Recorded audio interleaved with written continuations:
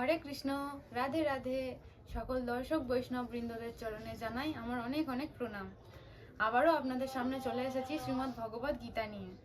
তো আগের দিনে 50 নম্বর শ্লোক পর্যন্ত পাঠ করেছিলাম। সেখানে বলা হয়েছিল যারা তাদের কর্মের ফল ভোগ করতে চায় তারা কৃপণ, আর যারা ভগবত ভক্তির অনুশীলন করেন তিনি এই জীবনের পাপ ও পুণ্য উভয় ফল থেকে মুক্ত হন। অতএব ভগবান বলেছিলেন নিষ্কাম কর্মযোগের অনুষ্ঠান করতে। তো আজকের 51 নম্বর শ্লোক থেকে আলোচনা করব, আপনারা সঙ্গে থাকুন। শ্লোক নম্বর 51। কর্মজং বুদ্ধি যুক্তাং হি ফলং তক্তা মনীষিণ জন্মবন্ধ বিনির্মুক্তা পদং গচ্ছন্ত নাময়ম। মনীষীগণ ভগবানের সেবায় যুক্ত হয়ে জড় জগতের সমস্ত কর্মজাত ফল থেকে মুক্ত হন। এভাবে তারা জন্ম ও মৃত্যুর বন্ধন থেকে মুক্ত হয়ে সমস্ত দুঃখ দুর্দশার অতীত মুক্ত অবস্থা লাভ করেন। মনীষীগণ, মনীষী যারা ঋষিদেরও মুনি এবং ঋষি সমন্বয়কে মনীষীগণ বলেন। মনীষীগণ হলো ভগবানের সেবায় এমনভাবে যুক্ত হয় যে তারা জড় জগতের সমস্ত ফল থেকে তারা মুক্ত হয়, পাপ পুণ্যের ওপরে ওঠে। যে আগের 50 নম্বর শ্লোকে বলা হয়েছিল যারা ভগবত ভক্তি অনুশীলন করেন তারা পাপ পুণ্যের ঊর্ধ্বে উঠে গিয়ে তারা উভয় ফল থেকে মুক্ত হন, তাদেরকেই মনীষীগণ বলেন। মনীষীগণ এই জন্ম মৃত্যু এবং জরা ব্যাধির বন্ধন থেকে মুক্ত হয়ে সমস্ত দুঃখ দুর্দশার ওপরে উঠে যায়, সেটাকে চরম অবস্থা বলে। জড় জগতে দুঃখ দুর্দশা যেখানে নেই, মুক্ত পুরুষেরা সেখানেই অবস্থান করেন। আমাদের অজ্ঞতার জন্য আমরা বুঝতে পারি না যে এই জড় জগৎ দুঃখ দুর্দশায় পরিপূর্ণ, যেখানে প্রতিটি পদক্ষেপই বিপদ সংকুল। এই জড় জগতে প্রত্যেক পদে পদে আমরা পাপ পুণ্যের বিচার হচ্ছে, আমরা সেই ফলগুলো ভোগ করছি। পুণ্যের ফলগুলো যখন পাচ্ছি তখন খুব ভালো লাগছে, কিন্তু যখন পাপের ফলগুলো পাচ্ছি তখন আমরা বুঝতে পারছি যে কতটা দুঃখময় এই জীবন। কিন্তু যখন দুঃখটা পেরিয়ে আবার সুখ আসছে তখন সেই সুখটার জন্য আমরা ক্রমান্বয়ে দুঃখটা ভোগ করতে আমরা দুবারও ভাবি না। সব সময় জানবে সুখের পরে দুঃখ আসে, দুঃখের পরে সুখ হয়, কিন্তু এই সুখটা ক্ষণিকের সুখের জন্য আমরা দুঃখটাকে মাথা পেতে নিতে সব সময়ের জন্য রাজি, কিন্তু আমরা এই দুঃখ সুখ এগুলোর ঊর্ধ্বে উঠতে চাই না, যেখানে সব সময় আমরা আনন্দে থাকতে পারবো। সুখ দুঃখের উপরেও আনন্দ আছে, আর আমরা সবাই আনন্দেরই অন্বেষণ করছি। সেই আনন্দ কোথায় পাবো? আমরা যদি জ্ঞানের আলোয় আলোকিত হই তবেই আমরা সেই আনন্দ পাবো, কিন্তু আমরা এখন অজ্ঞতার অন্ধকারে আছি। আমরা যাতে অজ্ঞতার অন্ধকার থেকে বেরোতে পারি সেই কারণেই ভগবান শ্রীমদ্ ভগবদ গীতা আমাদেরকে দিয়ে গেছেন, যে গীতার মাধ্যমে গীতাতে যা বলা হয়েছে সেই অনুযায়ী আমরা জীবন ধারণ করলে আমরা সেই আনন্দের সন্ধান পাবো। অজ্ঞতার বশবর্তী হয়ে অল্প বুদ্ধি সম্পন্ন মানুষেরা সকাম কর্মের মাধ্যমে সামঞ্জস্য বিধান করার চেষ্টা করে এবং মনে করে এই ধরনের কার্যকলাপ তাদের সুখী করবে। আমরা অজ্ঞতার অন্ধকারে আছি বলে আমরা বুঝতে পারছি না যে এই জড় জগৎটা আমাদের জন্য কতটা বিপজ্জনক, সেটা আমরা বুঝতে পারছি না। আমরা এমন এমন কার্যকলাপ করি যেটা ভাবি যে এই কাজটা করলেই বোধহয় আমরা সুখী হব, কিন্তু সুখ দুঃখ সবটা ক্ষণিকের জন্য। এটা দুঃখালয়, এখানে দুঃখটাই বেশি পাবো। পুণ্যের কারণে হয়তো একটু কিছুক্ষণের জন্য ক্ষণিকের সুখ পেলাম, কিন্তু এইটা সুখ পাওয়ার জায়গা নয়। তারা জানে না যে এই জড়জগতের কোনো দেহই ক্লেশমুক্ত জীবন প্রদান করতে পারবে না।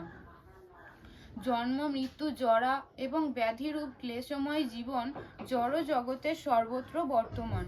এই জন্ম মৃত্যু জরা ব্যাধি এই জড় জগতের সব জায়গায় বর্তমান।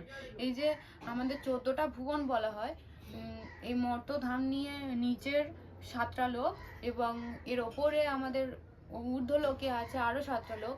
এই ঊর্ধ্বলোক বলো নিম্নলোক বলো, এই যে 14টা ভুবন সবটাই জড় জগতের সঙ্গে সংমিশ্রণ।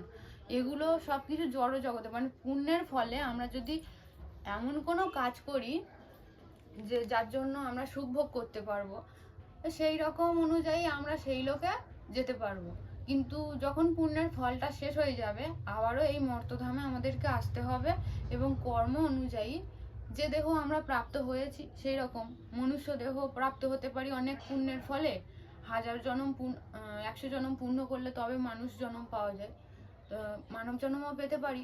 আবার মানুষ হয়ে যদি মানুষের মতো কর্ম না করি, গীতার আশ্রয় না নিই, তখন তাহলে অন্য কোনো নিম্নজনী প্রাপ্তও হতে পারি। তো এই জন্ম মৃত্যু জরা ব্যাধি সবারই হয়, এই 14 ভুবনে যারা থাকে সবারই হয়। কিন্তু যে মানুষ তার স্বরূপ উপলব্ধি করে বুঝতে পেরেছেন যে তিনি ভগবানের নিত্য দাস এবং এভাবে ভগবানের ভগবত্তা সম্বন্ধে উপলব্ধি করেছেন, তিনি তার সেবায় নিজেকে নিয়োজিত করেন। তার ফলে তিনি বৈকুণ্ঠ লোকে উত্তীর্ণ হবার যোগ্যতা অর্জন করেন, যেখানে জড়জাগতিক ক্লেশ, কালের প্রভাব ও মৃত্যু নেই। এখানে বলা হয়েছে যে মানুষ গীতা ভাগবত পাঠ করে, সাধু সঙ্গ করে, ভগবানের কৃপায়, সাধুদের কৃপায় বুঝতে পেরেছেন যে আমি শ্রীকৃষ্ণের নিত্য দাস, আমি এই দেহ নই, আমি আমার কর্ম অনুসারে কোনো পুণ্যের ফলে ভগবান আমাকে দয়া করে এই মানব জীবন দিয়েছেন, যিনি বুঝতে পেরেছেন, তিনি নিজেকে ভগবানের সেবায় নিযুক্ত করেন। আর ভগবানকে প্রসন্ন করতে পারলে, ভগবানের সেবায় যদি নিজেকে নিয়োজিত করা যায়, তাহলে ভগবান তাকে বৈকুণ্ঠে নিয়ে যাবেন। তো বৈকুণ্ঠে তো সেখানে কোনো জড়জাগতিক ক্লেশ নেই, জন্মও নেই, মৃত্যুও নেই, জরা ব্যাধি কিছুই নেই, সেখানে শুধু আনন্দ, সুখ আর ভগবানের সেবা। আত্মার স্বরূপ উপলব্ধি করতে পারার অর্থ ভগবানের মহিমান্বিত স্বরূপও উপলব্ধি করতে পারা। আমরা যদি নিজেকে বুঝতে পারি তবেই আমরা ভগবানকে বুঝতে পারবো। নিজেকে না চিনে যদি ভগবানকে বুঝতে যাই তাও হবে না। আবার নিজেকে চিনতে পারলে, শুধু যে নিজেকে চিনতে পারা মানে আমার দেহ, এই দেহাত্ম বুদ্ধি যতক্ষণ থাকবে ততক্ষণ ভগবানের সম্পর্কে জানা সম্ভব নয়। যদি আমরা বুঝতে পারি যে এই দেহটা ভগবান আমাদেরকে ব্যবহার করার জন্য দিয়েছেন, তাহলেই আমরা বুঝতে পারবো যে আমরা এই দেহ নই, আমরা আত্মা। আমরা যদি আত্ম উপলব্ধি করতে পারি, দেহাত্ম বুদ্ধি থেকে বেরোতে পারি, তবেই আমরা ভগবানের সম্পর্কে জানতে পারবো। ভ্রান্তিবশত যে মানুষ মনে করে ভগবান ও জীব একই স্তরে অবস্থিত, সে অজ্ঞানের অন্ধকারে আচ্ছন্ন এবং তার পক্ষে ভক্তি সহকারে ভগবানের সেবায় নিয়োজিত হওয়া কখনোই সম্ভব নয়। সে নিজেকে ভগবান বলে মনে করে এবং জন্ম মৃত্যুর আবর্তে আরো গভীরভাবে নিমজ্জিত হয়। যে অন্ধকারে থাকে, মানে যে ভগবান এবং জীব সবাইকে সমান বলে মনে করে, কারণ ভগবান যেহেতু পরমাত্মা রূপে প্রত্যেক জীবের হৃদয়ে আছে, তাই জীব আর ভগবান একই, এটা মনে করে, সে অজ্ঞানের অন্ধকারে আচ্ছন্ন, তার কোনো জ্ঞানই নেই। তাই তার পক্ষে ভক্তি সহকারে ভগবানের সেবায় নিয়োজিত হওয়া কখনোই সম্ভব নয়। সে যদি নিজেকে ভগবান মনে করে, সে কি করে ভগবানকে সেবা করবে? সে কি করে, ভগবান যে অনেক উপরে, তার নাগাল পাওয়া আমাদের পক্ষে সম্ভব নয়, কিন্তু ভক্তি সহকারে সেবা করলে যে আমরা তাকে পাবো, সেই ক্ষমতা, সেই জ্ঞানটুকুই তো তার নেই। তাই সে বুঝতে পারবে না। সে জন্ম মৃত্যুর আবর্তে আরো গভীরভাবে নিযুক্ত হবে, সে আবার 84 লক্ষ যোনিতে আবর্তিত হবে, সে জন্ম মৃত্যুর চক্র থেকে বের হতে পারবে না। কিন্তু যিনি বুঝতে পেরেছেন যে সেবা করাই তার পরম কর্তব্য, তিনি নিজেকে ভগবানের সেবায় নিয়োজিত করার মাধ্যমে অবিলম্বে বৈকুণ্ঠ লোকে উত্তীর্ণ হবার যোগ্যতা অর্জন করেন। ভগবানের জন্য সেবা করাই হচ্ছে কর্মযোগ বা বুদ্ধিযোগ, অথবা সাধারণভাবে বলতে গেলে যা হচ্ছে ভক্তিযোগ। ভগবান এখানে ভালোভাবেই বুঝিয়ে দিয়েছেন যে কর্মযোগ, বুদ্ধিযোগ আর ভক্তিযোগটা ঠিক কি, কেমন ভাবে ভগবানের সেবা করলে আমরা আমাদের দুঃখ দুর্দশাময় জীবন থেকে বার হতে পারবো। ভগবানের সেবা করাই আমাদের কর্তব্য, এটা যদি আমরা বুঝতে পারি, তাহলে আমরা যদি ভগবানের সেবায় নিয়োজিত হই, তাহলে এটা কর্মযোগ। কর্মযোগ বলতে মানুষকে বলছে না কর্ম ছেড়ে দিতে, বুদ্ধিযোগের দ্বারা কর্মটাকে কাজে লাগাতে হবে, বুদ্ধির দ্বারা কর্মটা করতে হবে। আমরা যেগুলো নিজেদের জন্য করছি সেই একই কাজই করব, সেটা ভগবানের উদ্দেশ্যে করব, তাহলে সেটা বুদ্ধিযোগের দ্বারা কর্মযোগ হয়ে যাচ্ছে, আর তার মাধ্যমেই আমরা ভক্তি লাভ করতে পারবো, সেটা ভক্তিযোগও হয়ে যাচ্ছে। শ্লোক নম্বর 52। যদা তে মহকলিলং বুদ্ধির ব্যতীতরিষ্যতি তদা গন্তাসি নির্বেদং শ্রোতবাস্য শ্রুতস্য চ। যখন তোমার বুদ্ধি মোহরূপ গভীর অরণ্যকে সম্পূর্ণরূপে অতিক্রম করবে, তখন তুমি শ্রুত ও শ্রোতব্য আদি সব কিছুর প্রতি সম্পূর্ণরূপে নিস্পৃহ হতে পারবে। ভগবান অর্জুনকে বলছেন যে বুদ্ধি যখন মোহরূপ গভীর অরণ্যকে সম্পূর্ণরূপে অতিক্রম করবে, আমরা সবসময় তো মোহর জগতে ডুবে আছি। দেহ, আমরা তো ভাবি যে এই দেহটা আমার দেহ, এটা আমি, দেহটাই হচ্ছে আমি। এই দেহাত্ম বুদ্ধি যতক্ষণ থাকে ততক্ষণ সবার প্রতি একটা মোহ থাকে। ভালোবাসতে সবাইকে বলেছে, কিন্তু মোহ জিনিসটাই আলাদা। মোহ হচ্ছে মানে ভালোবাসা আর মোহর মধ্যে পার্থক্যটা হলো এটাই, যেমন কেউ হয়তো কাউকে ভালোবাসলো, তো তাকে তাকে পাওয়ার জন্য, তাকে খুশি করার জন্য, আমি একজনকে ভালোবাসলাম, তাকে খুশি করার জন্য আমি যেগুলো করব, মানে তার মনের মতো আমি হয়ে ওঠার চেষ্টা করব। কিভাবে তাকে সন্তুষ্ট করা যায়, আমি কিভাবে তার মনের মতো হয়ে উঠব, এটাই হলো ভালোবাসা। আর মোহ হচ্ছে আমি যাকে ভালোবাসি সে আমার কথা মতো চলবে, আমি আমার মতো করে তাকে সাজাবো, আমি আমার মতো করে তাকে থাকতে বাধ্য করব। এইগুলো হচ্ছে মোহ। মানে ভালোবাসাটা শুধু, ভালোবাসার মধ্যে বলে না ত্যাগটাই হচ্ছে ভালোবাসা, সেই রকম নিজের কথা না ভেবে যদি যাকে ভালোবাসি তার মনের মতো হতে চাই, তাকে সাজাই তার মনের মতো করে, তাহলে নিজেকেও সাজাই তার মনের মতো করে, তাহলেই সেটা ভালোবাসা। আর যখন সেটা আমার ইন্দ্রিয় তৃপ্তির জন্য হচ্ছে, সেটাকে মোহ বলে। যখন শুধুমাত্র সেটা আমি আমার কথা ভাবছি, তার কথা ভাবছি না, আমার কথা ভাবছি, সেটা হচ্ছে মোহ। তো এই মোহরূপ গভীর অরণ্যকে যদি আমরা অতিক্রম করতে পারি, তবেই সবকিছু সম্পূর্ণরূপে প্রত্যেক বস্তুর প্রতি, ব্যক্তির প্রতি, সম্পূর্ণরূপে কর্মের প্রতি নিস্পৃহ হতে পারবো। যারা কেবলমাত্র ভগবত ভক্তি গ্রহণ করার ফলে বৈদিক আচার অনুষ্ঠানের প্রতি উদাসীন হয়ে গিয়েছেন, যখন কোনো ব্যক্তি ভগবান শ্রীকৃষ্ণকে জানতে পেরে তার সঙ্গে নিজের সম্পর্ক সম্বন্ধে অবগত হন, তখন তিনি স্বাভাবিকভাবেই বৈদিক কর্মকাণ্ডের অনুষ্ঠানের প্রতি সম্পূর্ণরূপে উদাসীন হয়ে যান। এমনকি তিনি একজন অভিজ্ঞ ব্রাহ্মণও হন বা বৈষ্ণব ব্রাহ্মণের উপরেই, ব্রাহ্মণ সে যদি অভিজ্ঞ ব্রাহ্মণও হয়, সে তাহলে বৈদিক আচার অনুষ্ঠানের প্রতিও উদাসীন হয়ে যায়। ভগবত ভক্তিটা এমনই যে ভগবত ভক্তি, ওই যে নিয়ম কানুন দেওয়া থাকে, বেদে যেমন নিয়ম কানুন দেওয়া থাকে যে কিভাবে ভগবানের সেবা করতে হয়, কিভাবে আচার অনুষ্ঠান করতে হয়, কিন্তু প্রতি পদে পদে আমরা অপরাধ করে ফেলি, এইগুলো আমরা ঠিকভাবে পালন করতে পারি না। আমরা সাধারণ মানুষ বেদের কর্মকাণ্ড অনুসারে কিছুই করতে পারি না। কিন্তু আমরা যদি ভক্তি সহকারে সমস্ত কাজ করি, কোনো মন্ত্র ছাড়া, কোনো কিছু ছাড়াই আমরা যদি ভক্তি সহকারে ভগবানের নামের সঙ্গে কোনো কাজ করি, সেটা হচ্ছে ভগবত ভক্তি। তাই যারা ভগবত ভক্তি গ্রহণ করেন, তারা আর বৈদিক কর্মকাণ্ডগুলো কিভাবে পরপর করতে হয় সেই অনুসারে জীবন ধারণ করে না। যেমন মহাভাগবত গুরু পরম্পরা ধারায় এক মহান আচার্য শ্রী মাধবেন্দ্র পুরী বলেছেন, হে আমার ত্রিসন্ধ্যা বন্দনা, তোমার জয় হোক। হে স্নান, তোমাকে প্রণাম করি। হে দেবতাগণ, হে পিতৃপুরুষগণ, তোমাদের উদ্দেশ্যে তর্পণ করার অক্ষমতার জন্য আমাকে ক্ষমা করো। এখন আমি যেখানেই অবস্থান করি না কেন, আমি যদুকুল শ্রেষ্ঠ কংসারী শ্রীকৃষ্ণকে স্মরণ করতে পারি, আর এভাবেই আমি সমস্ত পাপের বন্ধন থেকে মুক্ত হতে পারবো। আমার মনে হয় এটিই আমার পক্ষে যথেষ্ট।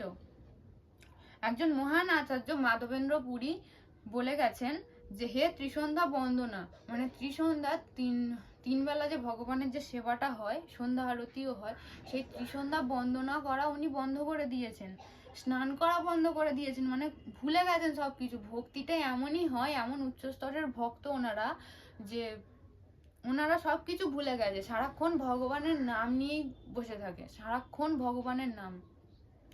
হে দেবতাগণ, হে পিতৃপুরুষগণ, তোমাদের উদ্দেশ্যে তর্পণ করতে আমি পারছি না, সেই অক্ষমতার জন্য আমাকে ক্ষমা করো। সমস্ত কিছু ভুলে গিয়ে শুধু ভগবান শ্রীকৃষ্ণকে স্মরণ করে যাচ্ছেন, কারণ উনি জানতে পেরেছেন যে উনি শ্রীকৃষ্ণের নিত্য দাস, আমরা সবাই শ্রীকৃষ্ণের নিত্য দাস।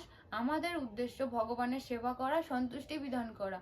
আর উনি এমনই উচ্চস্তরের ভক্ত যে উনি সারাক্ষণ ভগবানকে স্মরণে এতটাই মগ্ন, এতটাই ধ্যানপূর্বক ছিল যে উনি সবকিছু ভুলে গিয়েছেন, তাই সবার কাছে ক্ষমা প্রার্থনা করছেন। পারমার্থিক স্তরে যারা নবীন, তাদের বেদের নির্দেশ অনুযায়ী বিবিধ আচার অনুষ্ঠান পালন করা একান্ত কর্তব্য।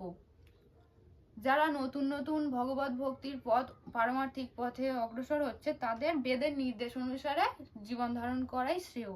তাই কি কি করতে হয়, যেমন খুব সকালে স্নান করা, পিতৃপুরুষদের উদ্দেশ্যে তর্পণ করা ইত্যাদি।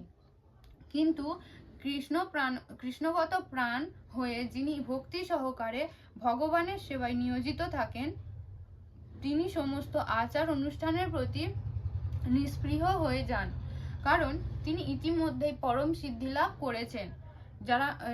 যারা অত্যন্ত ধ্যানপূর্বক হয়ে ভগবত ভক্তির সাহায্যে পরম সিদ্ধি লাভ করেছেন, তাদেরই স্তর এইরকমই হয়। ওই মহান আচার্য মাধবেন্দ্র পুরী যেমন বলেছেন তেমনই হয়। যদি কেউ পরমেশ্বর ভগবান শ্রীকৃষ্ণের সেবা করার মাধ্যমে উপলব্ধি স্তরে উন্নীত হতে পারেন, তাকে আর শাস্ত্রে নির্দেশিত তপশ্চর্যা আদি পালন করতে হয় না। যদি ভগবান শ্রীকৃষ্ণের সেবা করার মাধ্যমে সেই উপলব্ধি কারোর হয়, তাহলে আর বেদের নির্দেশ ফলো করার কোনো প্রয়োজন তার পড়বে না। এমনিতেই ভগবান তার ভক্তির দ্বারা সন্তুষ্ট হবে। সেই রকম বেদের উদ্দেশ্য যে কৃষ্ণ ভক্তি লাভ করা, তা না জেনে যারা কেবল আচার অনুষ্ঠান আদিতে নিয়োজিত হয়, তারা অনর্থক তাদের সময় নষ্ট করে চলেছে। বেদের উদ্দেশ্যটা কি? বেদের যে নিয়ম কানুনগুলো আমাদেরকে করতে দেওয়া হয়েছে, ওইগুলোর উদ্দেশ্য কি? এই সকল নির্দেশের উদ্দেশ্য হচ্ছে, সকল কথার উদ্দেশ্য হচ্ছে যে কৃষ্ণ ভক্তি লাভ করা। এই আচার অনুষ্ঠান সেবা করার মাধ্যমেই আমরা কৃষ্ণ ভক্তি লাভ করতে পারবো। কিন্তু আমরা যদি সেবা না করি, কখনোই কৃষ্ণকে জানতে পারবো না, জানতে চাওয়ার ইচ্ছাটাই হবে না। আমরা যদি সেবা করি, তবেই আমাদের ভগবানের প্রতি একটা আকর্ষণ আসবে। সেই আকর্ষণ থেকে ভগবানকে জানবার ইচ্ছা হবে। এবার ভগবানের কথা যত আমরা শুনবো, যত জানবো, তত আমরা নিজের সম্পর্কেও জানতে পারবো। তবেই আমরা কৃষ্ণ ভক্তি লাভ করতে পারবো। তাই বেদের উদ্দেশ্যটাই কৃষ্ণ ভক্তি লাভ করা। যারা বেদের নির্দেশ ফলো করে, তারা কৃষ্ণ ভক্তি যদি একবার লাভ করে যায়, তাহলে শুধু আচার অনুষ্ঠান করার কোনো দরকার হয় না। আবার কৃষ্ণ ভক্তি লাভের চেষ্টা না করে শুধু কেবল আচার অনুষ্ঠান করে গেলাম, তাতেও তারা শুধু সময় নষ্ট করছে, তাদের কোনো লাভই হচ্ছে না। যে মানুষ ভগবত ভক্তি লাভ করেছেন, অর্থাৎ বেদ ও উপনিষদের স্তর অতিক্রম করেছেন, তারাই হচ্ছে ভগবত ভক্ত।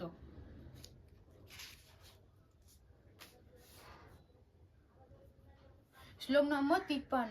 শ্রুতি বিপ্রতিপন্নাতে যদাস্তাস্যতি নিশ্চলা সমাধাবচলা বুদ্ধি স্তদা যোগমবাপ্স্যসি। 53 নম্বর শ্লোক। তোমার বুদ্ধি যখন বেদের আলংকারিক ভাষার দ্বারা আর অবিচলিত হবে না এবং আত্ম উপলব্ধি রূপ সমাধিতে স্থির হবে, তখন তুমি দিব্য চেতনায় অধিষ্ঠিত হবে।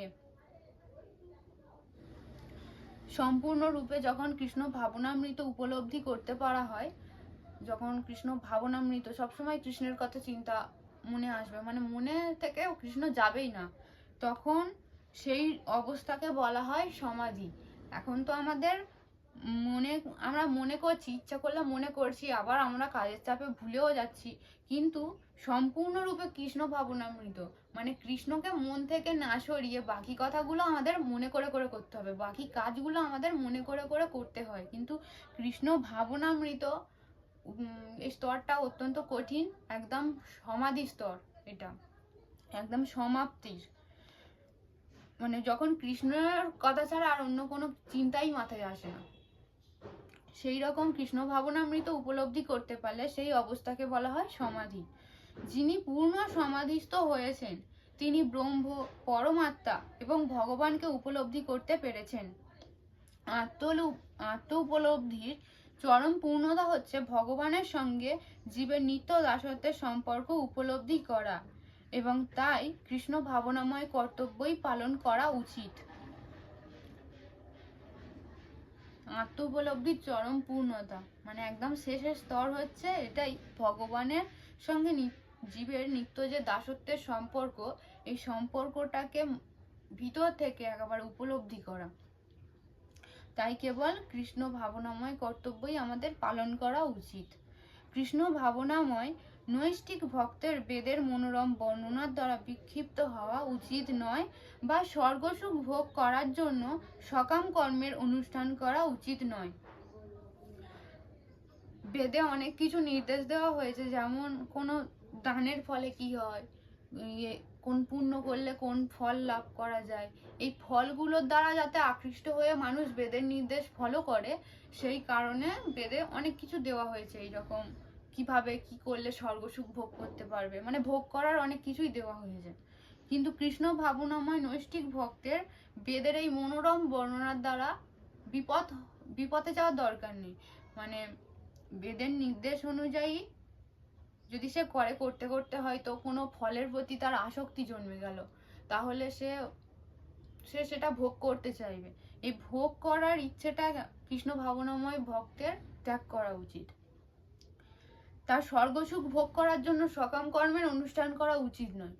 কারণ সকাম কর্ম আগেই বলেছি, সকাম কর্ম মানে পাপ পুণ্য সবকিছুই ফল ভোগ করবার বাসনা।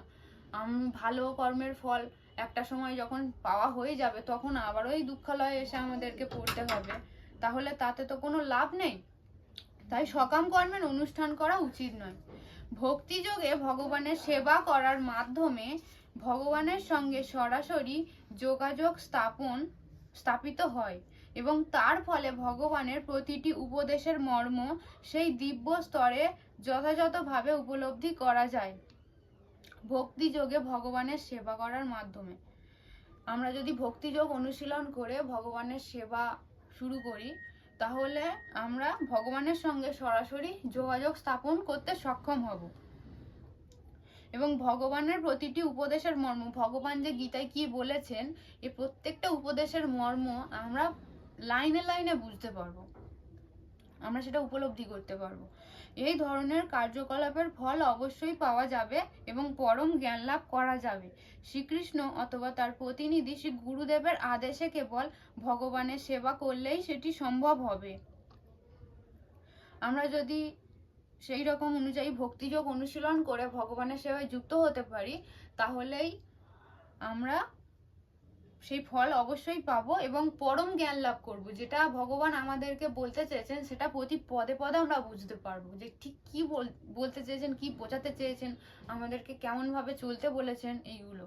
কিন্তু কিভাবে সম্ভব, সেটা শ্রীকৃষ্ণের শরণাগত হতে হবে, এবং শ্রীকৃষ্ণের শরণাগত প্রতিনিধি, ওনার প্রতিনিধি শ্রী সৎ গুরুদেবের চরণে আশ্রয় গ্রহণ করে সেটা আমরা পেতে পারি, তবেই সেটি সম্ভব। কৃষ্ণকে জানা তবেই সম্ভব।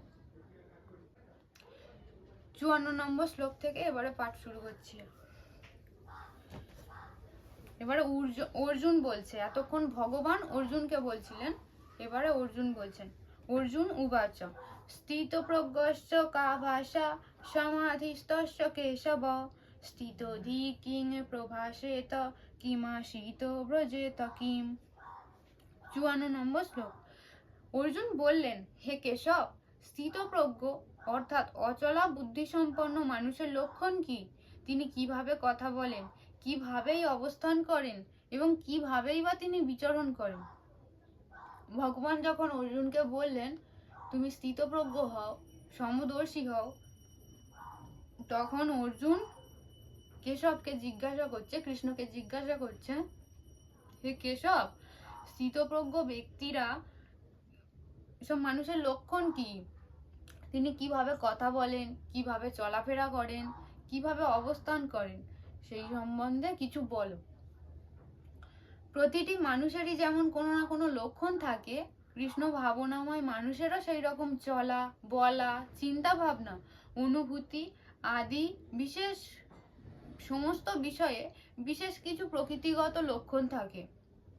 একজন ধনীর কতগুলি লক্ষণ দেখে যেমন বোঝা যায় যে সে ধনী, রোগীর কতগুলো লক্ষণ দেখে যেমন বোঝা যায় যে সে রোগী, তেমন একজন জ্ঞানীর লক্ষণ দেখেও বোঝা যায় যে সে জ্ঞানী। তেমনি শ্রীকৃষ্ণের অপ্রাকৃত ভাবনায় মগ্ন কোনো ভগবত ভক্তের বিশেষ রকম আচরণেও বিশেষ কিছু লক্ষণ দেখা যায়। ভগবত ভক্তেরও তেমনি আলাদা বিশেষ কিছু লক্ষণ আছে যেগুলো দেখে বোঝা যায় যে ইনি ভগবত ভক্ত, শ্রীকৃষ্ণের ভক্ত। ভগবত ভক্তের এই সমস্ত লক্ষণের বর্ণনা আরো পাওয়া যায়, ভগবত গীতাতেই সব আছে। এই লক্ষণগুলির মধ্যে সবচেয়ে গুরুত্বপূর্ণ হচ্ছে তিনি কিভাবে কথা বলেন।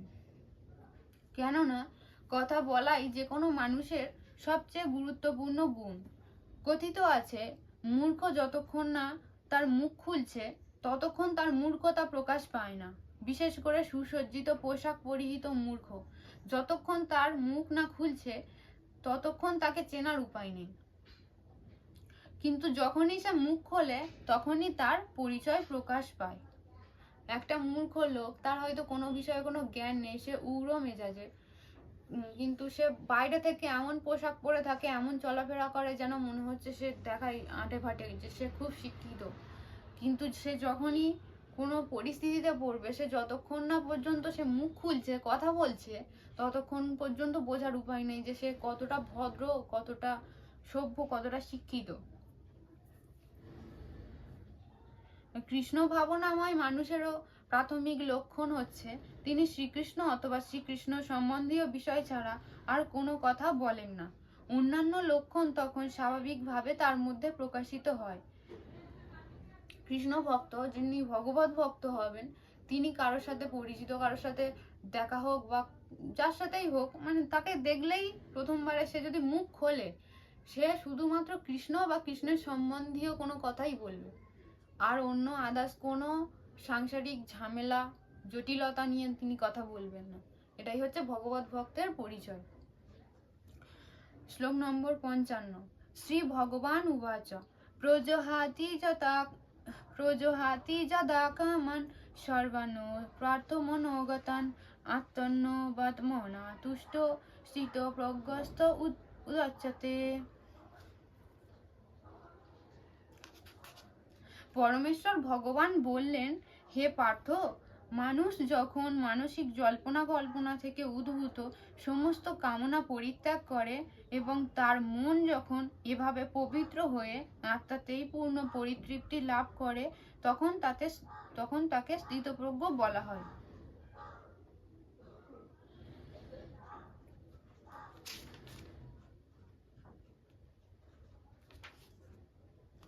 স্থিতপ্রজ্ঞ কাকে বলা হয়? ভগবত ভক্তের মধ্যে মহৎ মুনি ঋষিদের সমস্ত গুণাবলী পরিলক্ষিত হয়, আর যারা সেই রকম চিন্ময় স্তরে স্থিত নয় তাদের মধ্যে কোনো গুণই দেখা যায় না, কারণ তারা তাদের মানসিক জল্পনা কল্পনার কাছেই কেবল আত্মসমর্পণ করে থাকে। এমনি জড়জাগতিক মানুষ যারা বিষয় নিয়ে মগ্ন থাকে, নিজেদের ইন্দ্রিয় তৃপ্তির জন্য কাজ করে, তাদের মধ্যে একটা গুণ দেখা যায় যে তারা এক জায়গায় হলেই কারোর দোষ ত্রুটি ধরতেই বসে যায়।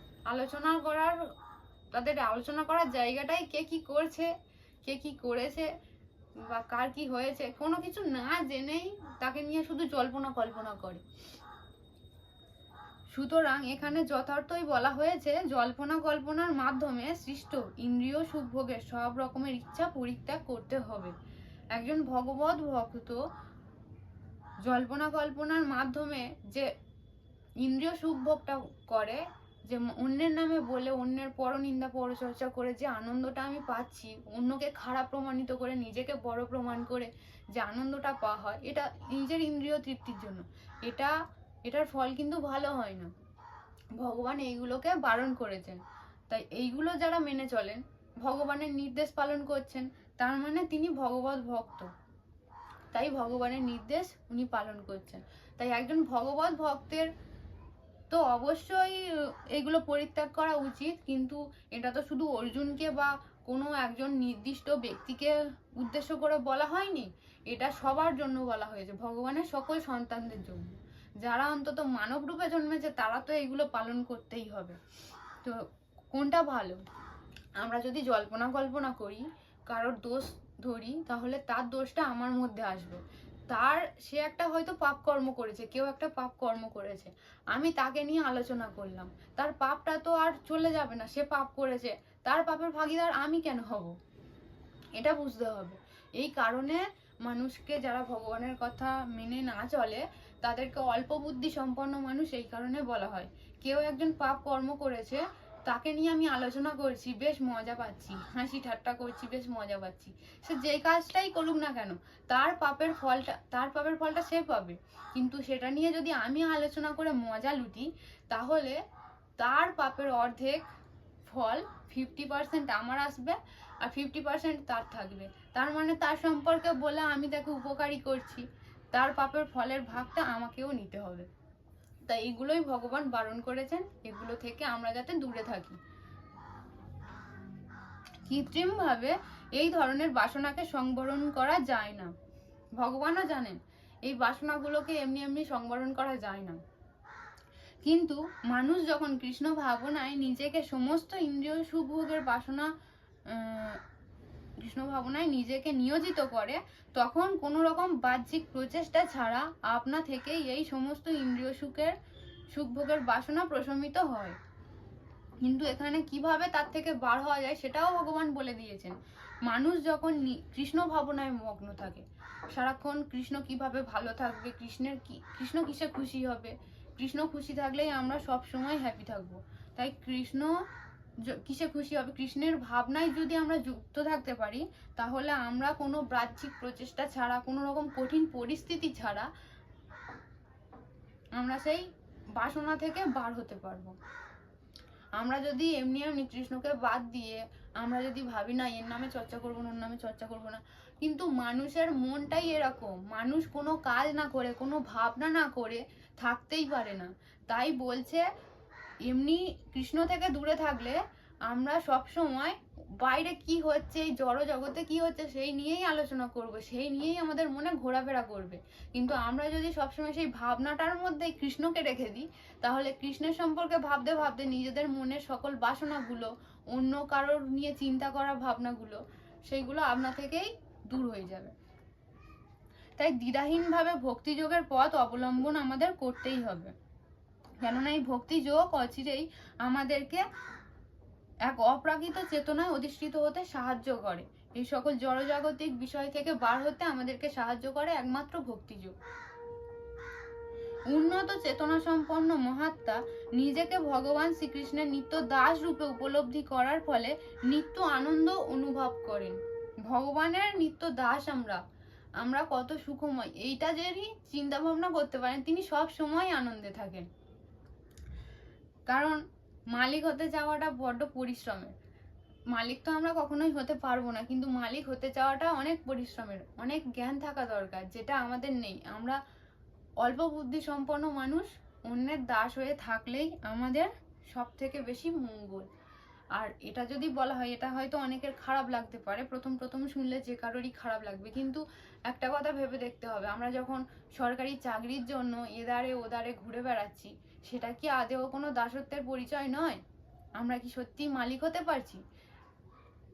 চাকরিটাও কিন্তু একটা দাসত্বেরই কাজ, শূদ্রের কাজ। তাই চাকরিটা করছি আমরা অপরের আন্ডারে। তাই বলে কি আমরা চাই সরকার হতে? নাকি সরকার হওয়ার যোগ্যতা আমাদের আছে? নেই। তাই মালিক হওয়ার কামনা না করে আমরা যেরকম দাস, তাই প্রভুর নিত্য দাস হয়ে থাকলে আমরা সব সময় প্রভুর চরণে থাকবো, প্রভু সমস্ত বিপদ থেকে আমাদেরকে উদ্ধার করবে। এই মনোভাবটা নিয়ে আমাদের ভগবত ভক্তি অনুশীলন করা কর্তব্য। অধ্যাত্ম চেতনায় স্থিত এই ধরনের মানুষের জড় জগৎকে ভোগ করা তুচ্ছ কোনো বাসনাই তখন আর তার থাকবে না, যদি সে ভক্তিযোগ অনুসরণ করে। বরং তিনি তার প্রকৃত স্বরূপে পরমেশ্বরের নিত্য সেবায় মগ্ন হয়ে সর্বদাই সুখে থাকেন। আমাদের সুখের উপায়, আনন্দের উপায় ভগবান বলে দিয়েছেন। এবার 56 নম্বর শ্লোক। দুঃখেষু মনা সুখেষু বিগত স্পৃহ বিতরাগ ভয় ক্রোধ স্থিত ধীমুনিরুচ্যতে।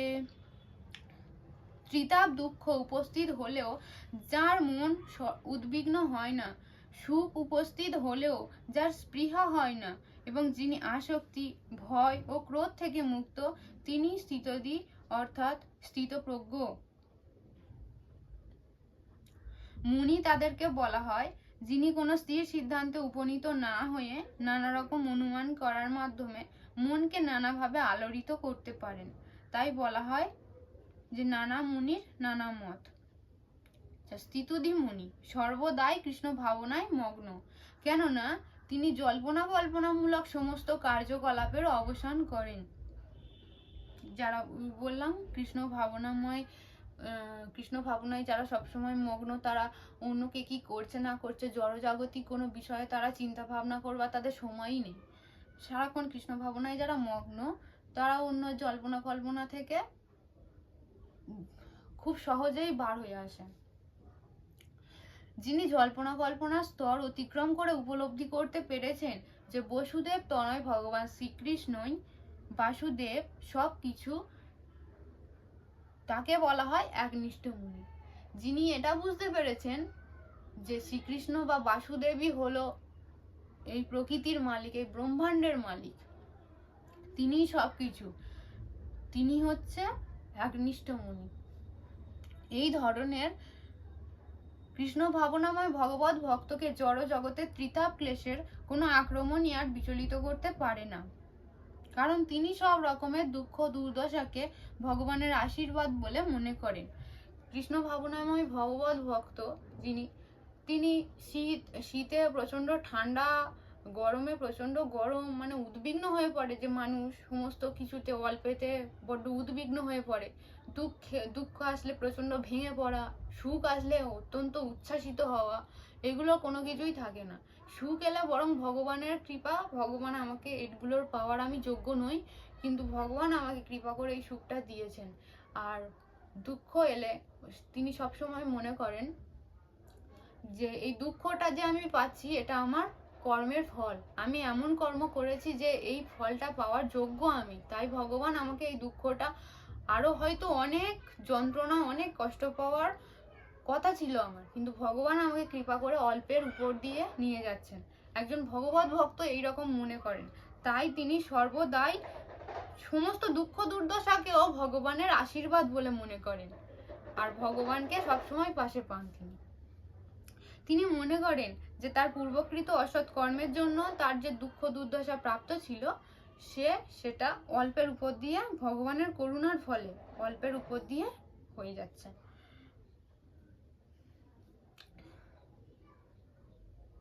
তেমন যদি তার সুখের অনুভূতি হয়, তখন তিনি এই সুখের অযোগ্য বলেই মনে করেন, যে সুখটা ভগবান আমাকে দিচ্ছেন সেই সুখ পাওয়ার যোগ্যতা আমার নেই। তিনি ভাবেন যে ভগবানের কৃপাতেই তিনি ওই রকম সুখপ্রদ অবস্থায় রয়েছেন, আরো ভালোভাবে ভগবানের সেবা সম্পাদন করতে পারছেন, এটা তার সৌভাগ্য যে এতটাই সুখ পেয়েছি। হয়তো অনেক রকমের দুঃখ আছে, কিন্তু তার মধ্যে থেকেও ভগবানের সেবাটুকু করবার সুযোগ যে ভগবান আমাদেরকে দিয়েছেন, সেটাই সে মনে করে।